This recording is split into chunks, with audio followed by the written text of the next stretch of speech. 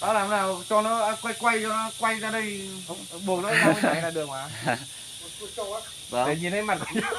Để thấy mặt trâu. Con kia nó xóa lên. Vâng. Nó chui đầu vào mình ấy. Thôi cứ đừng đây một tí đã, đừng đây một tí đã, ra tới đấy rồi. Đáng ra bác phải cầm bác cho nó ném thế, chả nhìn thấy đâu.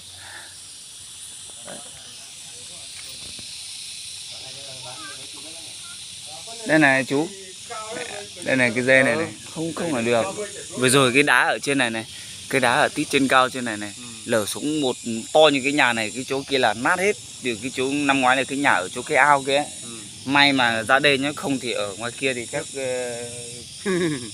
không được việc rồi, chết hết. Cá to này.